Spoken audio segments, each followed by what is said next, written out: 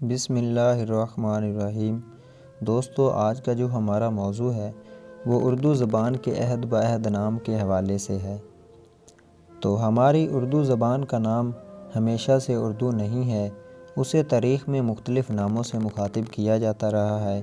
اس کے کچھ نام ایسے تھے جو مرکزی نوعیت کے تھے اور پورے ہندوستان میں انہیں انہی ناموں سے پکارا جاتا تھا، جبکہ کچھ نام ایسے بھی تھے جو علاقائی نوعیت کے تھے، جن کی نسبت ہندوستان کے کسی خاص علاقے سے بنتی تھی۔ تاریخ میں اس زبان کے لیے جو قدیم ترین نام استعمال کیا گیا ہے وہ ہند یا ہندوی ہے۔ یہ نام اسے سرزمین ہند کی مناسبت سے دیا گیا ہے۔ قدیم ماخذات سے سراج الدین علی خاں آرزو کی لغت نواد الالفاظ میں اس زبان کے لیے ہندی یا ہندوی کے الفاظ آتے رہے ہیں۔ بزرگان دین اور صوفیہ کرام رضی اللہ تعالیٰ عنہ نے بھی اس زبان کو انہی ناموں سے مخاطب کیا ہے۔ تو ان بزرگان دین میں درج ذیل نام شامل ہیں۔ نمبر 1 پہ ہے خواجہ نصیر الدین، نمبر 2 ہیں چراغ دہلوی جو نظام الدین کے خلیفہ بھی تھے، نمبر 3 پہ ہیں شرف الدین یحییٰ منیری اور نمبر 4 پہ ہیں اشرف جہانگیر سمنانی۔ ان کی تحریریں اور ملفوظات جو ہیں وہ دیکھے جاتے رہے ہیں۔ ملفوظات جو ہے وہ زبانی گفتگو کرنے کو کہتے ہیں۔ تزک بابری میں بھی اس زبان کے لیے ہندی کا لفظ استعمال ہوا ہے۔ 18ویں صدی کے شاعر خواجہ میر درد کے چھوٹے بھائی خواجہ میر اثر نے بھی اپنی مثنوی خواب و خیال میں یہ شعر لکھا ہے۔ یہ شعر کچھ اس طرح سے ہے: فارسی سوہیں ہندوی سوہیں، باقی اشعار مثنوی سوہیں۔ حتیٰ کہ شاہ عبد القادر نے جب قرآن مجید کا ترجمہ کیا تو واضح طور پر لکھا کہ یہ ہندی میں 1791 میں سب سے پہلے ہوا تھا۔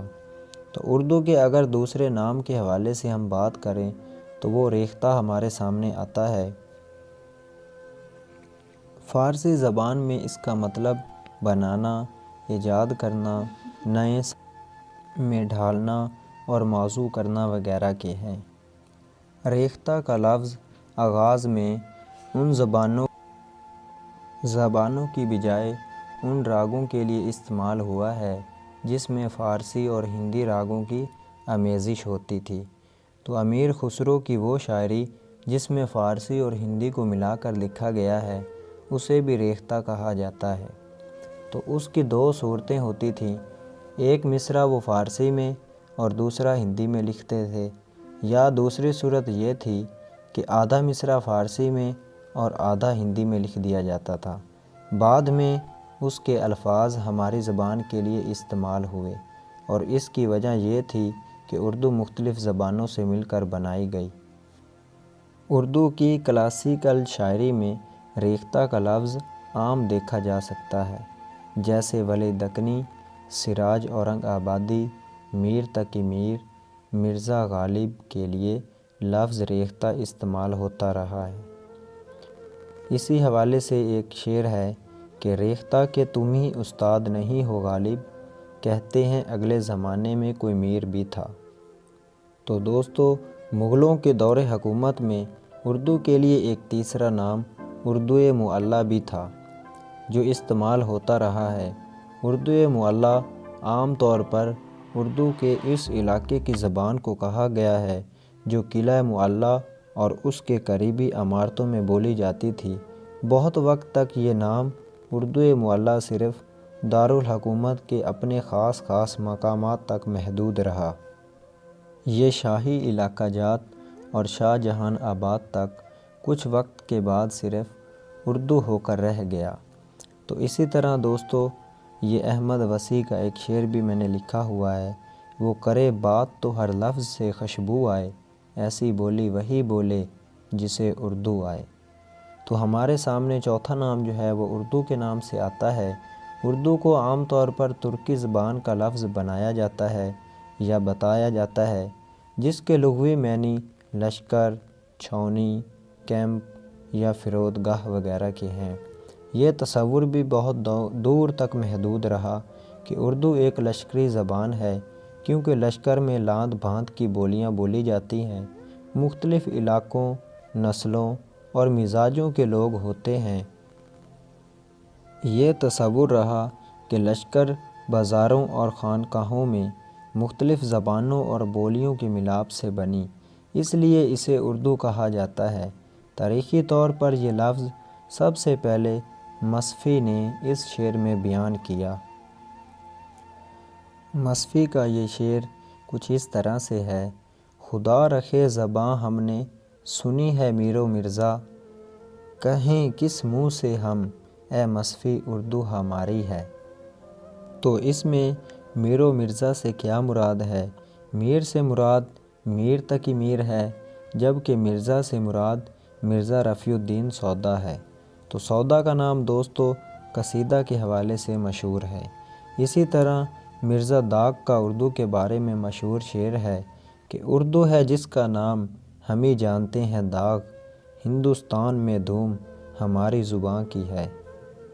کچھ لوگ مزید تحقیق پر کہتے ہیں کہ آریہ قوم یہاں اردو زبان لے کر آئی، کچھ کہتے ہیں کہ یہ لاطینی لفظ ہے، اٹلی کی زبان ہے، یعنی ترکی سے آیا۔ تو اردو کے حوالے سے ایک شعر ہے دوستو کہ نہیں کھیل اے داغ یاروں سے کہہ دو کہ آتی ہے اردو زباں آتے آتے۔ تو دوستو پانچواں نام ہمارے سامنے جو ہے وہ ہندوستانی کے نام سے آتا ہے۔ عام تصور کیا گیا ہے کہ اردو کے لیے ہندوستانی کا نام انگریزوں نے وضع کیا۔ اردو میں خاص طور پر گل کرسٹ کا نام لیا جاتا ہے کہ گل کرسٹ کے علاوہ بہت سے مزید مستشرقین نے اردو کے لیے ہندوستانی اصطلاح استعمال کی ہے، جیسے doctor فیلن، Garcin de Tassy, Duncan Forbes. تو انہوں نے اردو زبان پر بہت کام کیا۔ ان لوگوں نے اردو کے لیے لفظ ہندوستانی استعمال کیا ہے، اگرچہ ہندوستانی لفظ انگریزی سے پہلے بھی تھا، جیسے خود ملا وجہی نے اپنی کتاب صبرس میں ہندوستان کہہ کر مخاطب کیا ہے۔ تو چھٹا نام جو ہمارے سامنے آتا ہے وہ مورز کا آتا ہے۔ کچھ لوگوں نے یعنی مغربی لوگوں نے اسے مورز کا نام بھی دیا ہے۔ تو اس کے علاوہ اس کے کچھ علاقائی نام بھی ہیں، جیسے گجرات میں اسے گجری اور گوجری یا گجراتی بولا جاتا رہا۔ شیخ محمد نے خوبیت رنگ میں لکھا ہے کہ اس مثنوی کی زبان زیادہ تر اردو کے ذیل میں داخل ہے، لیکن وہ اسے گجراتی بولی کہتے ہیں۔ تو اس حوالے سے ایک شعر بھی ہے ان کا کہ جیو دل عرب عجم کی بات، سن بولی بولیے گجرات۔ دہلی میں اسے دہلوی کہتے ہیں۔ اس کے بارے میں نصرتی کہتا ہے کہ صفائی کی صورت کی ہے عارسی، دکھنی کا کیا شعر یوں فارسی۔ تو اسی کے بارے میں شاہ ملک بیجا پوری رسالہ احکام الصلاۃ میں لکھتے ہیں۔ تو وہ شعر کچھ اس طرح سے ہیں: یوں مصلیاں کو دکھنی کیا اس سبب، فہم کر کے دل میں کریں یاد سب۔ پاکستان میں کچھ لوگوں نے اس زبان کو پاکستانی کا نام بھی دیا ہے، لیکن یہ تجاویز قبول نہ کی گئی۔ ہندو اور مسلم کے درمیان پہلا جھنڈا جو ہے وہ زبان کی وجہ سے ہی ہوا تھا۔ پہلا جو انہوں نے جھنڈا کھڑا کیا وہ زبان کے جھگڑے کے حوالے سے تھا، کیونکہ مسلمان چاہتے تھے ہماری زبان کو سرکاری زبان قرار دیا جائے، اور ہندو کہتے تھے کہ ہماری ہندی کو جو ہے سرکاری زبان قرار دیا جائے۔ تو دوستو یہ تھے کچھ نام اردو زبان کے حوالے سے۔ تو مختلف نام جو ہیں وہ ہم نے پڑھے ہیں، کچھ علاقائی مناسبت سے بھی اس کے نام ہم نے پڑھ لیے ہیں۔ امید کرتا ہوں کہ تمام دوستوں کو اردو کے مختلف ناموں کے حوالے سے بخوبی آگاہی مل گئی ہوگی۔ بہت شکریہ۔